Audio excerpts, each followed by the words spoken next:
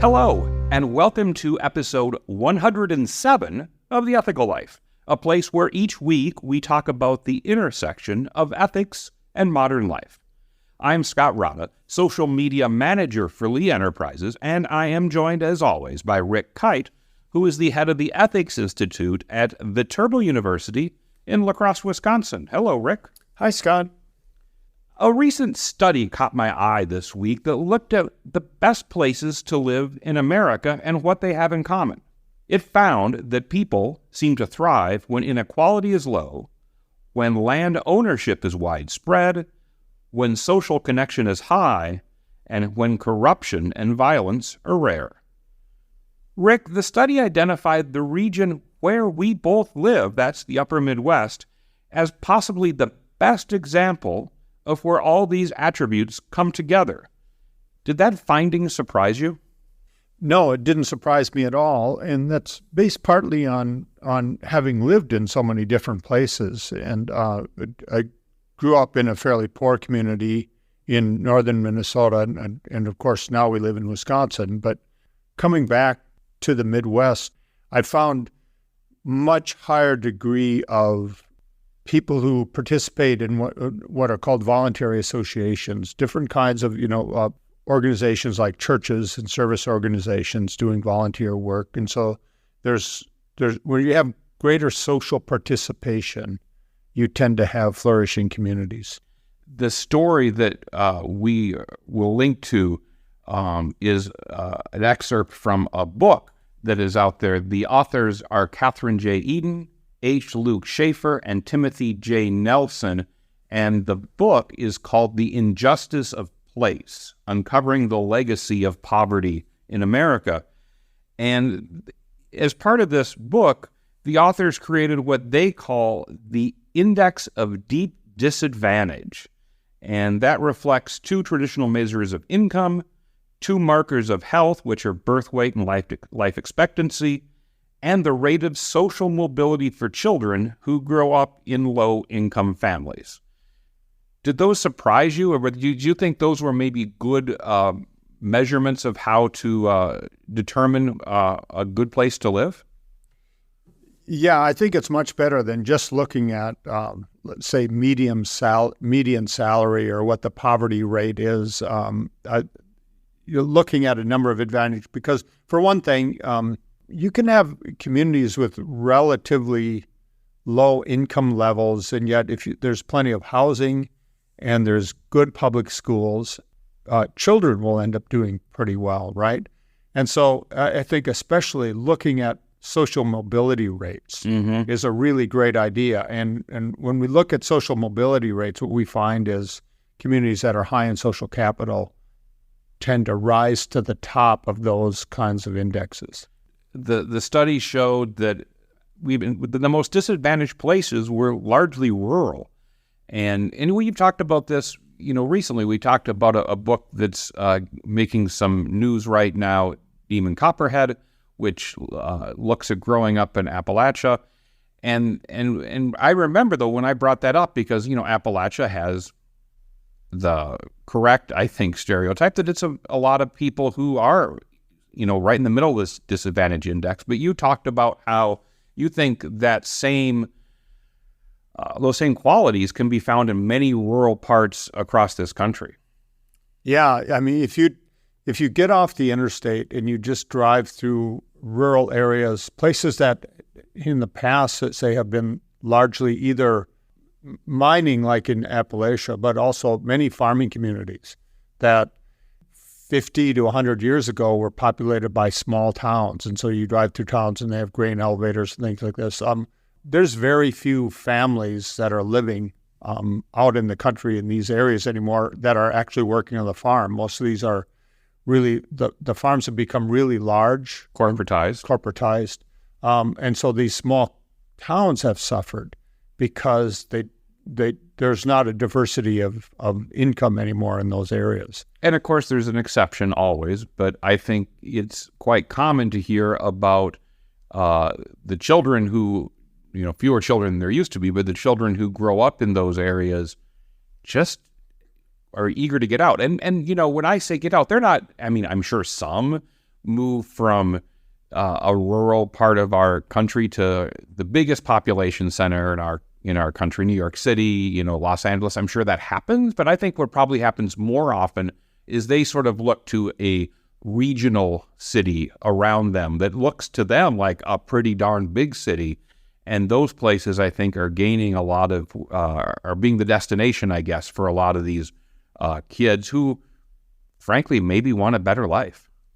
Well, there tend to be more job opportunities, and the jobs tend to be a little bit better paying. There's more to do, and so the larger urban areas have a more diversified economy. And so this is the other thing, where you have a diversified economy or a history of it, even small towns that have a diversified economy, they tend to be flourishing. It's just that we tend not to see it too much in the rural areas and the very small communities. Well, and you say stuff to do. I think you mean two things. One, or maybe more than two things, but certainly you want a place where somebody can find a good job, be economically stable for themselves and their family. They want a place where there's opportunities for their children through schools. But they also just want stuff to do, right? And I think some of our smallest communities, we've really struggle with that, and we know in many cases where that leads. For one thing, if there's not plenty of opportunities for kind of robust social interaction, places where you go to meet people and do really active kinds of activities with other people, that leads to really high alcohol and drug use. And then you also have a lot more just people alone, playing video games and watching streaming shows and things like that, which are completely passive. And so that also a high amount of that activity where you're sitting alone in your basement is going to make you more likely than to engage in either alcohol or drug use as well. We'll certainly link to this as well, but there was a story from the University of Michigan. And the headline in this case sort of says it all. Disinvestment in rural Kentucky leaves nothing to do but drugs. And it just talks exactly about what you say.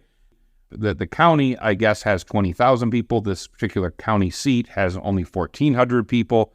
And, there's at the top of the article, there's a picture of what looks to be a pretty deserted and desolate business district. And that's far too common across this country. And I know you have written a lot and continue to about third places. And I would imagine that this small Kentucky town certainly could benefit from something like that, right? Yes, it could. And what I find so interesting as I've been researching third places and what makes them thrive in communities is it turns out that the places where people like to go and gather are overwhelmingly privately owned, privately run places. And so it's not like these communities really need a big investment of big public works projects. I mean, public parks are the exception. That's one of the places that people everywhere go if they're in their neighborhoods. And so that's really good. One of the things that happened in this community we're talking about, Manchester, Kentucky, is their park was destroyed in order to put in a freeway. So like these kinds of road construction projects sometimes that are done in the name of economic development actually can end up destroying an economy if they destroy the livability of a place. But it tends to be mostly, like taverns and bowling alleys, gyms, theaters. These are the sorts of things that people like to go to, coffee shops, and they tend to be overwhelmingly private. So like different kinds of surveys that have been done asking people what kind of amenities are in their neighborhoods within walking distance, what do they regularly go to? It's pretty much private businesses. And so when either you have public citizenry that isn't supporting it or economic conditions force many of these small places to close, the livability of a place goes way down. There was a story I read a week or two ago that was probably not intended to be related to this, but I think is. It was more of a real estate development story. And as we know, in most, if not all parts of this country, our developers are having a tough time finding commercial people wanting to open up stores and coffee shops because, people's habits have changed in ways we all understand. What used to happen was you'd build like a 6 or 8 or 10-story apartment building and fill it up with maybe 300, different units, and then kind of ringed around the bottom on the first floor would be the yoga studio and the coffee shop and maybe a little convenience store and all these things. And the developers thought this was great because they could charge a lot of rent to those people on the first floor, or they could charge a lot of rent to the residents living above, and it was pretty great. And now that so often, although many of these apartment buildings are filling up in all those units, those first floors are having, are vacancies or being way, way underused. And some developers now are sort of changing their approach and saying, we really want to have a coffee shop or a yoga studio or whatever in that first floor. And instead of it being yet another way for them to charge a bunch of money, they're actually going in and reducing the rents for some of those places to attract business owners because they know that is going to help them keep the other floors of those buildings filled. Now, I'm sure this small town in Kentucky does not have 6 and 8 and 10-story apartment buildings to fill, and that's certainly not what happens in small towns. But it made me think that, are there ways that, whether it's local governments or civic leaders, to say these things are important? And yes, the model used to be that there's some sort of free market approach where somebody comes in and opens a yoga studio and hopefully makes a bunch of money because there's a high interest in that these are too important not to have, and is there maybe some way to subsidize them or lower maybe the profit expectations because it's just better for the people who live there? For a long time, we've had zoning requirements that try to keep like neighborhoods just for residences, and then the business areas, commercial areas, just for commercial business. And what we find is that the most livable areas have these kinds of amenities that people want, where they can gather and interact and do things within walking distance, which means that you have to have a number of things like delis or grocery stores, gyms, coffee shops, taverns. You want them within walking distance, right?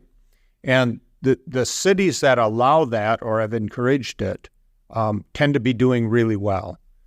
One thing is, if towns or cities have zoning that keeps those kinds of commercial businesses out of neighborhoods, out on the highway at the edge of town. Right. Get rid of them. Don't require people to go drive somewhere else in order to get a cup of coffee. Make it within walking distance. That's what people want. They're certainly finding that in cities. I just came from a visit over the weekend in Seattle. I was out there for a wedding. I stayed with my son at his apartment, which is in kind of a transitional neighborhood in Seattle. It's not a really nice neighborhood. But it's kind of in between a nicer neighborhood and an area where there's quite a few homeless people and it's pretty destitute. There's still several coffee shops within walking distance, and in his apartment building, which is a large one, on the first floor there's an Ethiopian restaurant and there is a fitness center. And in this gym or fitness center, there's people working out in there constantly, right? And that ends up being a main attractant for that apartment complex, is that they have a gym. Right, I bet it appears in every ad they put in to look for tenants. Absolutely, right? And I mean, we've tended to think, well, the main thing that's going to draw people is just like the amount of rent or parking availability, things like that. But it's actually not true. And a lot of young people looking for apartments, they'll even move into some of these transitional neighborhoods that aren't so great if they have the amenities around them that they want to use. And I think many of our larger cities are starting to look at this. They're re-examining it quite a bit. But many smaller communities aren't. Like, the only places that you'll find many of what we call third places, these social gathering spots, are in old buildings that are kind of grandfathered in. They're legacy buildings, and it's and you can't continue to build thriving communities based on what was built, say, 50, 60, 100 years ago. You have to be thinking about what is our plan for the future. And you were in Seattle. I'll tell a story about my trip to Austin, Texas, and that's certainly a city that is growing, maybe one of the fastest growing cities in our nation.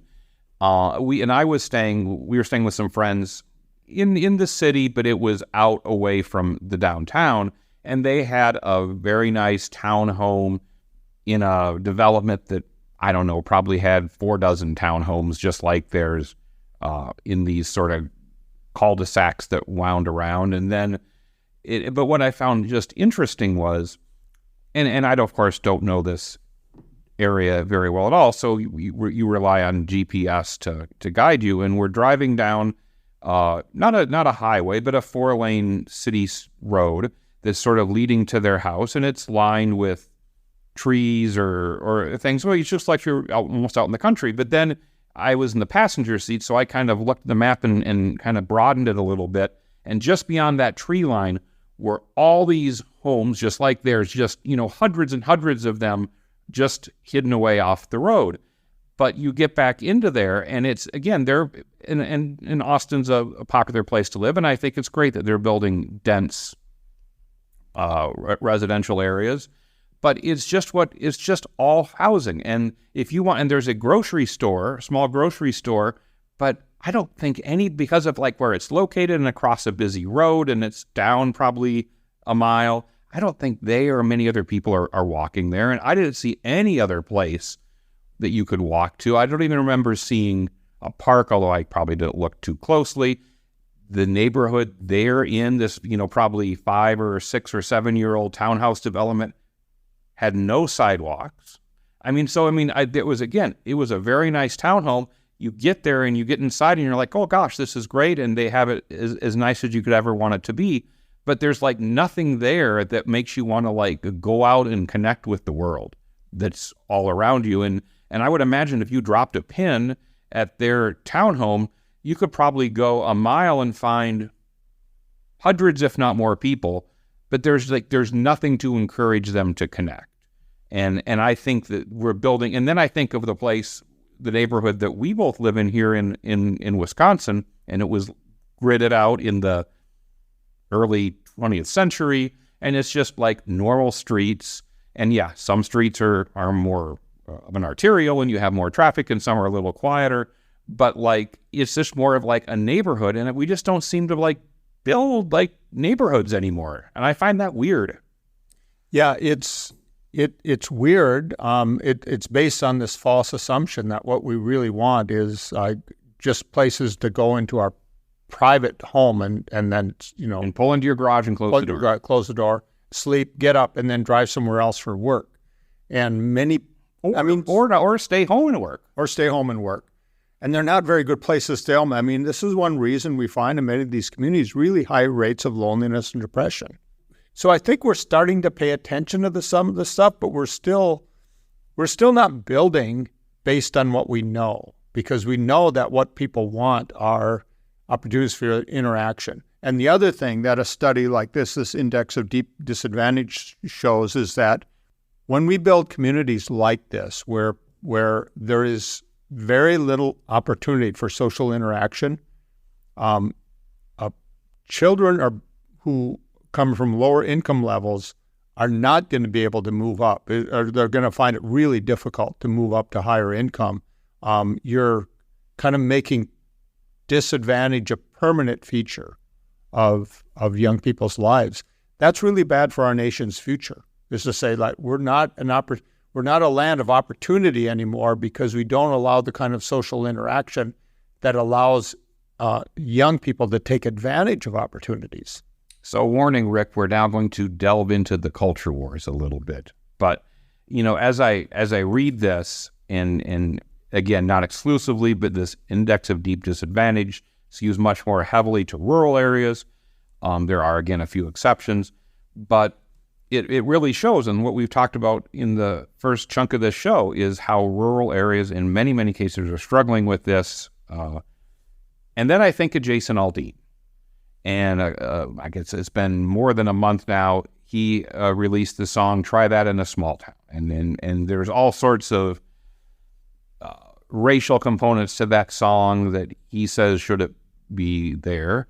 And I don't necessarily want to get into that part of it, but I think the song resonated with a certain group of people because we have, and we talked about this, I guess, in a recent show. We really do look at class, and oftentimes that can be about wealth. It can also be about people in urban areas versus people in rural areas. And I think a fair case could be made that as a country as a whole, we don't pay as much attention to nor help out people in rural areas enough. And I don't think that was the largest message maybe of what Try That in a Small Town was supposed to be. But are you at all surprised that you have someone who comes along who seems to stick up for people in those communities, and whether they have as close of a connection to them as they might want you to believe, are you surprised that those songs and topics get such wide acclaim? No, not at all. I mean, most people are tend to be fairly proud of where they live and where the areas in which they live are continually criticized. When we think about Appalachia here, we're already, this tends to be an area that's often subject of studies that are highlighting, how bad the economic and social conditions are in a region like that. And that kind of attitude, I think, gets perpetuated to rural areas in general. If you're from one of those areas, yeah, you tend to get kind of defensive because there are also some really good things about living in those areas. And but the good things can be the social connectedness, right? Yes, and that's what we're finding is that social connectedness is kind of rapidly disappearing because we haven't invested in it. Yeah, so this is a problem. I think sometimes the pride and the defensiveness about these kinds of places is nostalgic. It isn't really current. It's not taking a good look at what's going on. And I think instead of having these kind of culture wars over what is the best place to live, we ought to just be looking at how do we make things better in all of our places. At the same time that you have a song like "Try That in a Small Town," you also have pretty common among conservatives talking about how bad things are in Democratic-run cities. Mm-hmm. And yet what you find out if you look at the statistics, whether it's crime statistics or poverty levels or anything else, they tend to be much worse in many small areas, especially in the South. Many small towns in the South are much worse than Chicago, for example, when it comes to crime. And so if you look at per capita basis instead of just total crimes, right? Yeah. We have these culture wars that consist of attitudes towards the places that we're from, but we're not doing a good job of actually looking at, well, what makes places good to live in? And if we did that, I think we would actually find ourselves able to make real progress in this. And I think it's disappointing, for example, that neither of our political parties seem to have any kind of platform based on the kind of reinvestment in our nation that builds social life and makes it better, right? You talk about economic development and, broadband access, energy policy, these sorts of things. So that's all important. But we also need to look at what is our investment in social infrastructure. And neither party seems to be interested. They're interested in criticizing the other party for having bad culture, but they're not interested in doing the things that can improve our overall culture. Last thing before we go on this is certainly far from the first book that has kind of looked at, where the best places to live in this country. And the part of it is we're a big country. And I think a lot of people like to, either think about where they may want to live or act on that notion.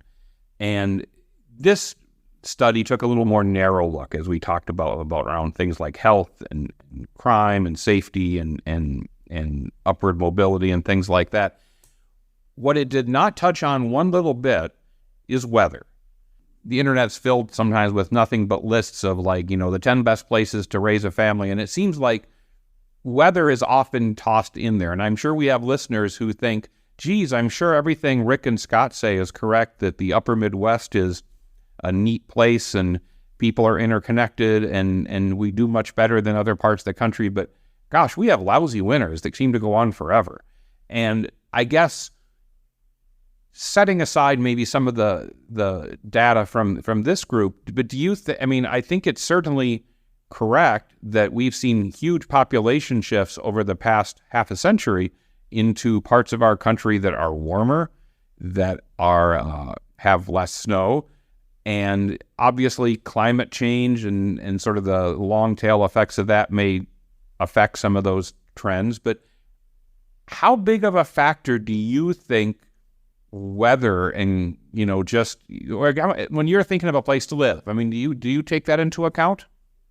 A little bit, but not too much. I think for me, it's the opportunity for social connection. That's the number one factor. Mm-hmm. Now, there are other things like safety that goes on. And of course, you have to be in a place where you can get a job. So economic possibilities and safety. So weather is one of all these factors. But for many people, they put all of these, what I call external factors first. And then what is the chances that you're going to find meaningful relationships, that you'll actually be able to develop and maintain a friend network? Because when we look at happiness, it's overwhelmingly based on what are your relationships like. Not the temperature outside. No, that doesn't even enter into these when we do happiness studies. All right, because, well, for one thing, most people aren't spending a great deal of time outdoors anyway, and so now opportunity for participation in the natural world, right? And so if you're in a bigger city, are you in the proximity of a park? Or are you in an area where you can get out into the natural world occasionally? This turns out to be really important. And so for me, that's a big factor. But so access to the natural world and social networks, those are like the two biggest factors more than anything else. I know this from my own experience, but we also know it from all kinds of studies. And I think part of me agrees with that, although, I also was I was in Austin, Texas, where it was really, really hot the first week of September. And so that was maybe not the best time to go. But Austin, Texas, or other points south might seem like a perfectly nice place to go when January and February in Wisconsin hit. And I would be curious, and I don't know if this exists, but if anybody studied this in any real way, but there are some people who are in a financial place in their lives who are snowbirds, who have roughly 6 months a year up north and then 6 months a year in a southern climate. And I wonder if those people have a more of a challenge to be connected to the community because they're only part-time residents, or because they are part-time residents, they maybe take advantage more of what those places have to offer because they're also almost like part-time tourists. And they're like, oh, we're only here for, 6 months, so here's the things we want to do before we leave. I don't know. I mean, I'm not sure there's been a study of that, but I just know that the few people I know who have done that seem to be pretty connected in both spots. And I don't know what your thoughts are. Have you given any thought to that? Well, yeah, I have, because my mom and my stepdad started going down to Surprise, Arizona, probably 20 years ago. Which is like an outer ring suburb of Phoenix. Yes. And they moved into one of these places with all these park models. So hundreds and hundreds of these little, smaller sized trailer homes basically are parked in this place. But then there's a pool and there's an activity center and there's all this. And what was amazing for me, I saw, because they were living near a lake in northern Minnesota where there's lots of things to do, in the summer and the fall. But when it got to winter, they ended up being really isolated. Yeah. Right? By moving down there during the winters, all of a sudden they were in a community of people, a lot of them about their age with similar interests. And maybe all coming from all corners of the country who show up there not knowing anyone. It's sort of like everybody's first day at school. Yeah, and so they joined these clubs where, like, Arnie started woodworking. He didn't know anything about it, but he's in a woodworking club. My mother was in a sewing club. They're playing cards at night. I mean, they're having regular social interaction. And so they went down there ostensibly for the weather, but what the more temperate weather allowed was for them to then be in a community in which they were interacting with people on a daily basis. I mean, whenever we would talk to them, like, how are things going down there? They were talking about what they were doing with other people, right?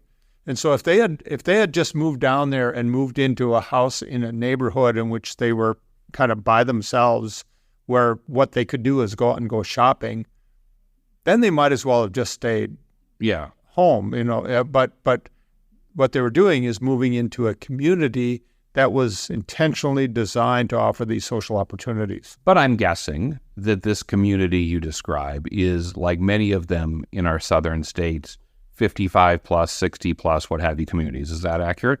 Yep. We don't really have anything like that for people who are not of that age, where, I mean, I guess we have campgrounds or whatever, but and it's interesting. And when I think about that, though, is that if you move into a new city you've never really been to, and you want to, like, have the experience that you just described of these people in outside of Phoenix, unless you're of a certain age, there's not a community, like, ready, set to go and for you to walk into that has that, right? And maybe that's something we're missing. It is something we're missing. And this is one of my criticisms of communities like this, where you have a bunch of people moving into an area in which, you know, like, you go through a security checkpoint. There's a big wall around the whole property. I mean, once you get inside, there's a lot of people just like you to interact with. It doesn't have the social benefits to the entire city that you get from a more open kinds of communities that are welcome and that are also intergenerational and have some deeper roots. So a place like that, I saw, like, for my mom and my stepdad, it was good for them personally, right? Because they weren't so isolated during the winters. But it doesn't have all the kind of social benefits to the entire community because they're not really integrated, right, into that whole neighborhood. So that's the problem with it. And what we ideally want in many of our towns and cities is opportunities for social interaction in which anybody can participate, and then you end up having intergenerational activity. What we're finding also in many of our places is, as churches have historically provided a lot of kind of intergenerational social connection, and as church membership declines, we're finding that there's many young people who are described as the nones, the N-O-N-E-S. They aren't churchgoers, but they're looking for the opportunities that churches used to provide for people their age, you know, because you come into a new community. Especially if you have kids, I would think. Especially if you have kids. This is historically the way in which you make connections outside of work is you join a church, then you're joining, you know, people from all generations, people with other kids. You're suddenly a part of this rich social network that also has some roots in the community, right, that you can leverage. There's no replacement for that, right? We don't have anything, there's not anything like our social network places that aren't churches, right? Mm-hmm. And so our decline of churches is really hurting, I think, the livability of many of our communities. So not just a spiritual void, but also a social void. Yeah, absolutely. And I think this is one of the things that the churches themselves have not appreciated, how crucial they are for a good social life. They've kind of emphasized for a long time the importance of, like, a direct relationship with God, but not like love of neighbor aspect of churches is, I think, most significant. Why sit in traffic when you can ride transit? With improved service on the Metro and fare-free rides on Dash, traveling in and around the capital region has never been easier. Did you know that you can map your commute around the DMV using any mode of public transit? Yellow Line service is back on track in Alexandria with a new stop at the Potomac Yard VT Metro Rail Station. Getting around Northern Virginia has never been easier. Leave the car keys and stress at home and hop on a train, bus, or bike. Plan your trip at novarides.org. We end each show by tackling an ethical dilemma, and Rick, here is my question for you. This came out of our trip to Austin, and we were spending a couple hours in downtown Austin during the week on a late morning. And we don't know the city very well, so we're looking for a place to park near our destination. And we found a kind of odd, I guess probably going to be redeveloped soon, but at the moment it's just kind of a half a city block with gravel, and you can park there. Probably we could have been more careful in checking, but there were signs at the entrance that talked about how to pay for parking, and there were signs in the lot that had talked about how to pay for parking. We paid attention to the ones at the entrance and paid for parking that way. What we learned was the ones at the entrance were actually, in fact, not for the lot. They were for the street parking, and the lot, and of course that's a public function, and this lot was privately owned, and there was a separate payment scheme for that. But we thought we did the right thing. We did not do the right thing. So we go out, do what we need to do, come back a couple hours later, and I've never had this happen before, but the rental car we had what I guess is called a boot, or an immobilizer on the front driver's side tire. And we quickly realized that we obviously must have paid the wrong place. There was a sticker placed on the car about what to do, and it call this number, you can be unbooted, and it will cost you $130. Okay. So, we're not thrilled by this, for reasons you understand. Yep. So Travis and I were sort of talking this through. He called the number, and they said, they'll be there in 10 minutes. So we're sort of talking about this during the 10-minute thing. And I think we both agreed that, although the chances are slim, we'll try to be super nice to this person to see if, like, oh, you're from out of town, don't worry about it, we understand, and send you on the way. Although the gentleman who showed up was very polite and honestly more chatty than I would have ever expected, I could tell, like, within 30 seconds that this was not a negotiation. This was just, how would you like to pay $130 so I can take it? It was just a transactional thing for him. Yep. And then he was like in the part that was sort of strange. And at the moment, I would say the lot was like 20% filled. So he kind of led me to believe that there was a nearby Hilton, and their sort of business plan was they were charging less than the Hilton parking lot was, like by $5 a day. So they were hoping you would park in their lot instead of the Hilton lot. And I guess maybe you would save a few dollars. But he also admitted that on weekend nights when things are darker and people may have had a drink or two, that lot that we were in fills up with people who don't pay any attention to the signing, and they just boot, boot, boot, boot, boot. And it's like, there's probably 50 spots in the lot times $130. I mean, that's like a money-making scheme, right?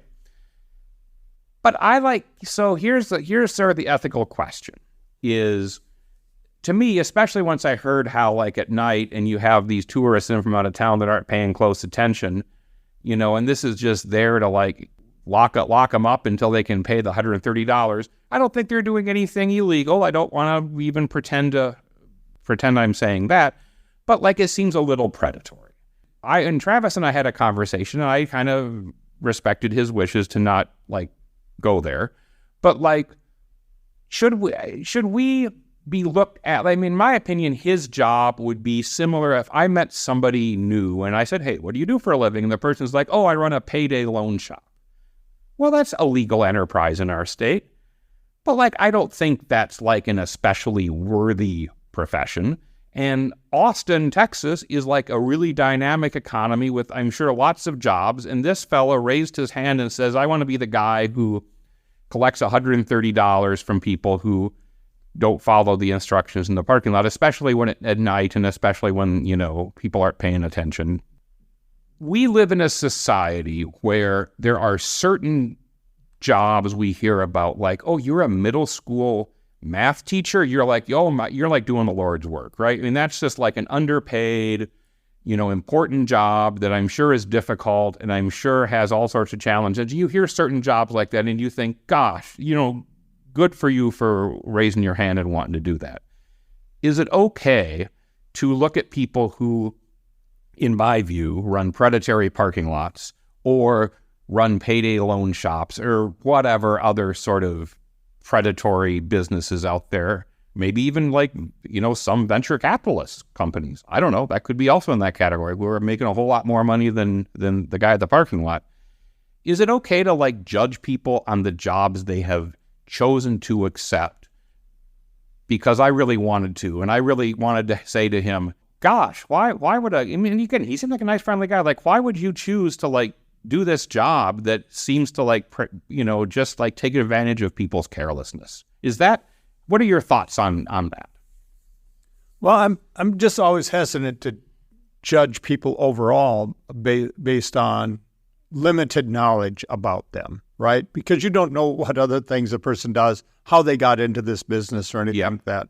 But I think you can absolutely judge the activity, judge the job, and we do this. I mean, you do think you're correct. We think more highly people that do the kind of work that really has a demonstrable social good outcome, and we judge them. Yeah, bless their hearts. Elementary school teachers and middle school teachers. I'm glad we have them.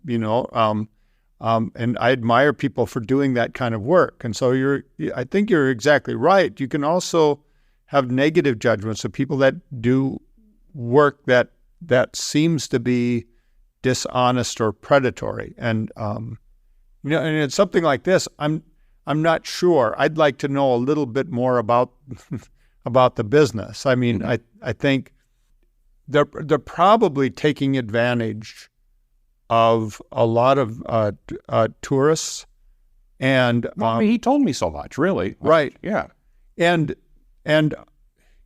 do they have a lot of? Because I've been on some of these lots before, where it is confusing because you have two signs depending on where you're standing in the parking lot, with different directions for how to pay for parking. One's for street parking, one's for the parking lot, but it's not clear. Neither one says where they apply, right? Mm-hmm. And if it would have said, by the way, $130 if you mess this up, might have gotten your attention a little more. Yes. And so my biggest question would be for like the owners of that business. I don't know if he's an owner or if he just works for. We did a tiny bit of research. The owners of that lot own tons of those around the city. So he's just an employee. He's one of several people who are employed to do this. My question would be about the owners. Do they know that those signs are vague or ambiguous, and they're making a lot more money because the customers are confused about who to pay, and they're not worried about returning customers because they've got a steady stream of new tourists that are coming in, and so that's how they're making the money. If that's part of the business plan, I would. And then if this employee knows that they're making money, the reason he has that job is that they're taking advantage of people with misinformation or deliberately obscure information, I would say, yeah, you can make a negative judgment about that. But okay, so let's say you make that judgment. Do you say anything to him? Like, if I were alone, I probably would have said, after I quickly learned that being nice isn't going to get me out of this situation, I probably would have said, again, he truly seemed like a nice guy. I'm like, I would have said you're a nice guy. You seem to communicate well. You seem to, all that stuff. Why in the world, with all the jobs in Austin, Texas, that there have to be, would you choose to work for a place that seems to, does this kind of business and does nothing to help the community and is not making a positive impact? Why in the world would you? I mean, that's just. I would be curious what his answer would be. And I like that it would be kind of fun to put him on the spot. I don't know if people regularly ask him that. Maybe not.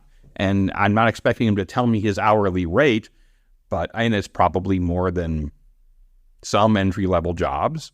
But geez, I just think that's, I don't know. I just think that being reminded that your job is sort of a hindrance to society in general is probably okay to remind folks of. So I would not ask that question of a stranger, just because, as you indicate, there's still a lot we don't know, and it would take an extended conversation to kind of tease some of that out. Mm-hmm. But if it were an acquaintance or a friend, I would certainly ask it. Mm-hmm. Like I would say, yeah, like, I know a little bit about you. I mean, you seem like a pretty good person. Why are you doing something like this? That is cheating people or taking advantage of people. Mm-hmm. I would, yeah. I mean, this is one of the things that friends do for one another, but also like people that you know casually. Yeah, I think this is part of being a citizen, is that we participate in the kinds of discussions about like what is worthwhile. Socrates says this, by the way. This is like over 2,000 years ago. The greatest good is to discuss virtue every day. Like we should be having regular discussions about like what is a worthwhile way to spend our lives. And this guy's chosen to spend his life this way. Why does he do it? But you're saying it's not a worthwhile discussion with someone who I will know for 5 minutes of my life, and he'll know me for 5 minutes of my life, that there's not a great deal of benefit to come out of that quick exchange. Yeah, and especially when you're in the situation of having to pay this fine because you're already in a position, in his mind, mm-hmm. of just asking the question because you're upset and mm-hmm. you're on the wrong end of the transaction. And so you're not really in a position of having a real authentic discussion. Yeah. You're biased. Yeah. From his point of view, I just don't see that going anywhere. And I get the sense, and I'll never know, but I get the sense that he probably deals with pretty angry people from time to time. And I promise you we didn't come across that way. We, obviously we were like not happy with the process, but I mean, we weren't like, I'm sure he comes into difficult situations more often than he'd like. And I would certainly never want him to feel unsafe or threatened in any way. But I guess I still come down on the side that holding people, even strangers, accountable for their actions is okay. Well, when you say holding them accountable, yeah, okay. You're not in the position to hold them accountable. Fair enough. You can't do anything about it. Yeah. And to really hold somebody accountable, you hold them to account. Like mm-hmm. you say, this is, like if you do this bad behavior, this is what you pay. That's what that means. Yeah. You can't do it. Other than give him a little polite lecture. You could try it. Yeah, but yeah. As he's as he's unhooking the boot from the car. That's water off a duck's back. That's not going anywhere. Yeah. You started off by saying that you try not to judge people. And I think a lot of people say they try not to judge people. And I guess this is kind of where I'll end the topic here. But whenever I hear that, my first response is, well, is there someone in your life who you really admire what they do? Oh yeah, absolutely. Well, you're judging them too, right? Yeah, you are. And I just think people, when they say, oh, I don't want to judge others, they're usually saying, I don't want to judge others' bad behavior. But thankfully, a lot of people do judge other people's good behavior and like compliment people on a job well done. But that's also judging, to be clear, right? Yeah. But what I was trying to do is make the distinction between judging the behavior and judging the person. Sure. And a lot of times when we judge a person, you need to know a lot more information than we normally do. Yeah. Right? Because people are pretty complex. And also, there's quite a few things about ourselves that is open to judgment that we tend to overlook or not to see. Do you know what is always a good judgment, Rick? What is that? To subscribe to the Ethical Life Podcast. And if anyone's not quite sure how to do that, you can find us on Apple Podcasts, Google Podcasts, or Spotify. And also, be sure to check out Rick's column that talks about many of the same things we chatted about today, and that can be found on all Lee newspaper websites. For Rick Kyte, I am Scott Rada. Thank you for joining us.